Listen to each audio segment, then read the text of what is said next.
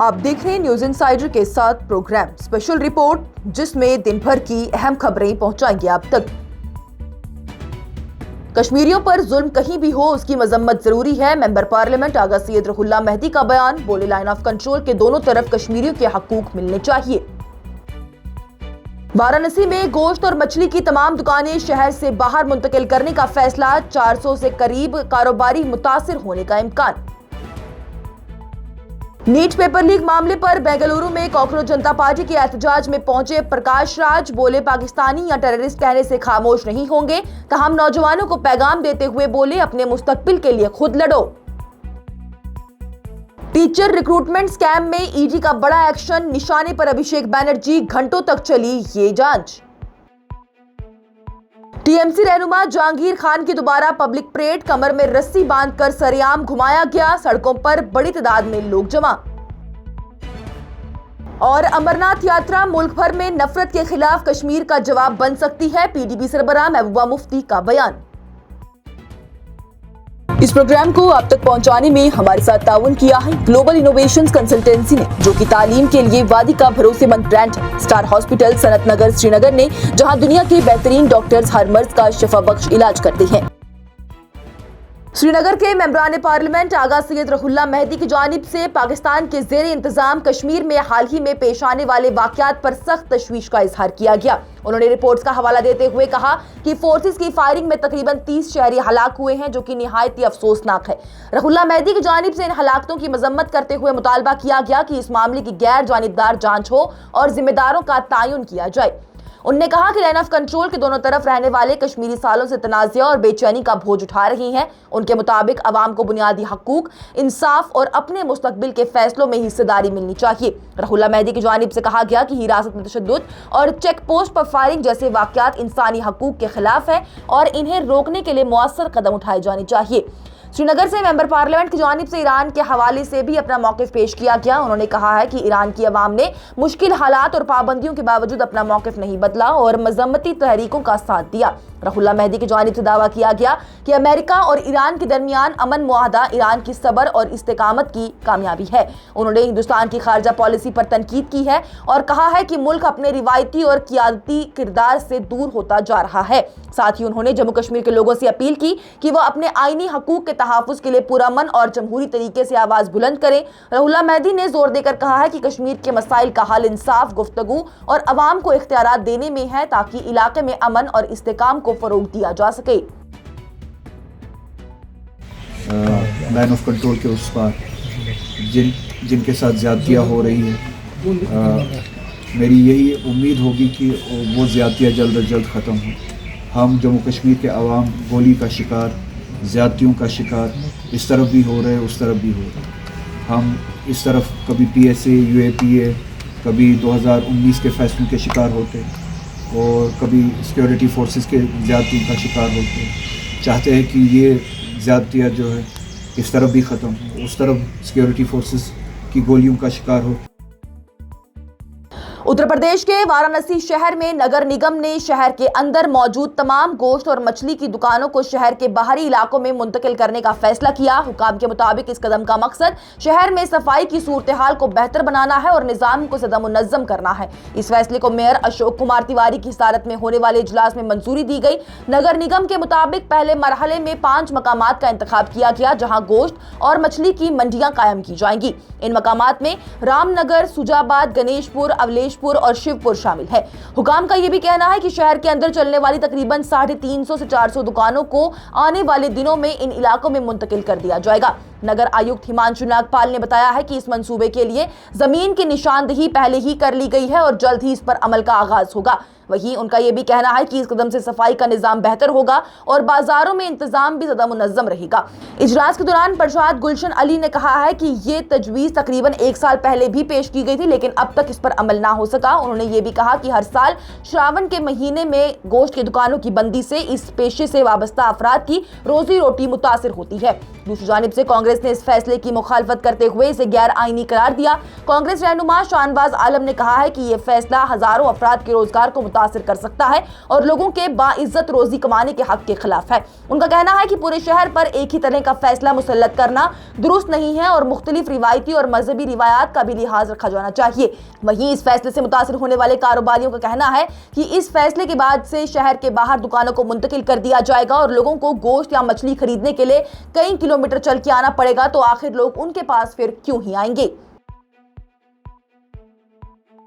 देखिए, करकारी में पहले पास हो चुका था। सदन में कल सर्वसम्मति से मीट, मांस और मछली की दुकानें शहर के बाहर 5 स्थानों पे हम लोग स्थापित करने जा रहे हैं।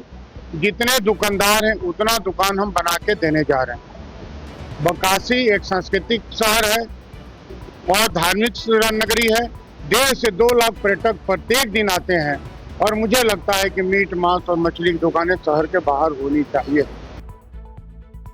बेंगलुरु में नीट पेपर लीक और सीबीएसई के ऑन स्क्रीन मार्किंग सिस्टम के खिलाफ एक एहतजाजी रैली का एहतमाम किया गया, जिसमें मशहूर एक्टर प्रकाश राज और क्लाइमेट एक्टिविस्ट सोनम वांगचुक और कॉकरोच जनता पार्टी यानी सीजेपी के फाउंडर अभिजीत दिपके ने शिरकत की। तेज बारिश के बावजूद फ्रीडम पार्क में बड़ी तादाद में लोग जमा हुए और तालीमी निजाम में शफाफियत और जवाबदेही का मुतालबा किया गया। मौजूद लोगों से खिताब करते हुए प्रकाश राज ने कहा कि आवाज उठाने वालों को पाकिस्तानी देश दुश्मन या टेररिस्ट कहकर खामोश नहीं कराया जा सकता। उन्होंने कहा कि वो ऐसे लेबल से डरने वाले नहीं हैं और नौजवानों को अपने मुस्तकबिल के लिए खुद आगे आना होगा। प्रकाश राज ने सियासतदानों को तनकीद का निशाना बनाते हुए कहा कि मुल्क के नौजवान अपने ख्वाबों और हकूक के लिए खुद लड़ाई लड़ने का फैसला कर चुके हैं। प्रकाश राज ने यह भी कहा है कि मुल्क का मुस्तकबिल नौजवानों के हाथों में होना चाहिए और बुजुर्ग सियासतदानों को नए नस्ल के लिए जगह देनी चाहिए। उनका यह भी कहना है कि आज के स्टूडेंट्स और यूथ अपनी तालीम, रोजगार और बेहतर मुस्तकबिल के लिए आवाज बुलंद कर रही है। ये रैली कॉकरोच जनता पार्टी की मुल्क भर में चल रही मुहिम का हिस्सा है। Party NEET paper leak, CBSE के डिजिटल इवैल्यूएशन सिस्टम और इम्तिहानी निजाम में पाई जाने वाली खामियों के खिलाफ एहतजाज कर रही है। सीजेपी ने 20 जून को नई दिल्ली के जंतर मंतर पर एक बड़ी रैली का ऐलान किया था और स्टूडेंट से पुरअमन तरीके से इस तहरीक में शामिल होने की अपील की है। तृणमूल कांग्रेस के मेंबर पार्लियामेंट और पार्टी के national general secretary Abhishek Banerjee के लिए पीर का दिन सवालों से भरा रहा। इन्फोर्समेंट डायरेक्टरेट यानी ईडी ने कोलकाता में अपने हेडक्वार्टर्स पर उनसे प्राइमरी स्कूल रिक्रूटमेंट स्कैम के सिलसिले में पूछताछ की है। ये पूछताछ उस वक्त हुई जब एक दिन पहले ही अभिषेक बनर्जी ने स्टेट सीआईडी के सामने लगभग 8.5 घंटे तक पेश होकर लीडर ऑफ अपोजिशन की तकरीर से जुड़े दस्तावेजात में एमएलओ के दस्तखत जाली बनाने के इल्जामात पर जवाब दिए। ईडी का यह कहना है कि स्कूल भर्ती घोटाले में नौकरियां पैसों के बदले दी गई और हकदार उम्मीदवारों को नजरअंदाज किया गया। एजेंसी के मुताबिक एक ऐसा नेटवर्क बनाया गया था जिसके जरिए रिश्वत देने वालों को नौकरियां दिलाई जाती। इस मामले की जांच साल 2022 में prevention of money laundering act यानी पीएमएलए के तहत शुरू हुई थी, जो कि कलकत्ता हाई कोर्ट के हुक्म पर सीबीआई की एफआईआर के बाद आगे बढ़ी। ईडी और सीबीआई दोनों इस बात की जांच कर रही हैं कि रिक्रूटमेंट स्कैम से हासिल होने वाला पैसा कहां गया, किस किस ने उसका फायदा उठाया और उसे छुपाने के लिए क्या तरीका इस्तेमाल किया गया। जुलाई 2022 में ईडी ने उस वक्त के बंगाल के एजुकेशन मिनिस्टर पार्था चैटर्जी को गिरफ्तार किया है। एजेंसी ने उनकी करीबी साथी अर्पिता मुखर्जी के घर से 50 करोड़ रुपए से ज्यादा नकदी और 4.5 करोड़ रुपए के जेवरात बरामद करने का दावा किया था। जांच के दौरान चंद्रनाथ सिन्हा का नाम भी सामने आया। ईडी ने मार्च 2024 में उनके ठिकानों पर छापे मारे और तकरीबन 41 लाख रुपए नकदी और अहम दस्तावेजात बरामद करने का दावा किया। एजेंसी के मुताबिक चंद्रनाथ सिन्हा ने बीरभूम के बोलपुर इलाके में अपने घरवालों के नाम पर कई जायदादें खरीदी थी, जिन्हें ईडी ने अटैच कर लिया। मगरबी बंगाल के साउथ 24 परगानाज में तृणमूल कांग्रेस के रहनुमा जहांगीर खान, जो कि पुष्पा और फाल्टा के नाम से मशहूर हैं, उनको गिरफ्तारी के बाद दूसरी बार सख्त सिक्योरिटी के दरमियान सरेआम घुमाया गया। सोशल मीडिया पर सामने आने वाली वीडियोस में जहांगीर खान शॉर्ट्स और टी शर्ट में नजर आए, जहां वो झुके हुए सर और जोड़े हुए हाथों के साथ चलते दिखाई दिए। कुछ मकामात पर वो कान पकड़कर माफी मांगते हुए भी नजर आए हैं। पुलिस ने उनकी कमर में रस्सी बांध रखी थी, जिससे एक अफसर ने पकड़ा हुआ था, जबकि मुसल्ला पुलिस और सिक्योरिटी पर्सनल उनके साथ चल रहे थे। जहांगीर खान पर बत्ताखोरी, जमीन पर कब्जा, तशद्दुद और दूसरे संगीन जुर्मों के इल्जामात हैं। पुलिस के मुताबिक उन्हें पिछले हफ्ते इंडिया नेपाल बॉर्डर के करीब पानी टंकी इलाके से गिरफ्तार कर लिया गया था, जबकि वो मुल्क छोड़ने की कोशिश कर रहे थे। एसटीएफ और दार्जिलिंग पुलिस ने मुश्तरका ऑपरेशन में उन्हें पकड़ा था। बाद में डायमंड हार्बर की अदालत ने उन्हें 5 दिन की पुलिस हिरासत में भेज दिया। इस दौरान बड़ी तादाद में लोग सड़कों पर जमा हो गए और पूरे इलाके में सिक्योरिटी के सख्त इंतजाम कर दिए गए। पुलिस और सेंट्रल आर्म्ड पुलिस फोर्सेस के जवान भी तैनात रहे। पुलिस का यह भी कहना है कि जहांगीर खान वेस्ट बंगाल के सरहदी इलाकों के जरिए फरार होने की कोशिश कर रहे थे जब उन्हें गिरफ्तार किया गया। जहांगीर खान पर असेंबली इंतखाबात के दौरान फाल्टा में पोलिंग के वक्त इलेक्शन में बेज़ाब्तियों और दबाव डालने के इल्जाम भी लगे। इलेक्शन कमीशन ने इन शिकायत के बाद पोलिंग रद्द कर दी और दोबारा वोट करवाने का हुक्म दिया। रीपोलिंग से पहले जहांगीर खान ने अपनी उम्मीदवारी वापस ले ली। बाद में बीजेपी ने फाल्टा सीट 1 लाख से ज्यादा वोट के फर्क से जीत ली। और पीपल्स डेमोक्रेटिक पार्टी की सरबराह महबूबा मुफ्ती की जानिब से अमरनाथ यात्रा के हवाले से कहा गया कि यात्रा की हिफाजत सिर्फ सिक्योरिटी इदारों की जिम्मेदारी नहीं बल्कि हर कश्मीरी का फर्ज है। पहलगाम के दौरे के दौरान उन्होंने होटल और टूरिज्म से वाबस्ता अफराद से मुलाकात की है और कहा है कि अमरनाथ यात्रा नफरत और तफरीक के माहौल में मोहब्बत, भाईचारे और यकजहती का पैगाम देने का एक बेहतरीन मौका है।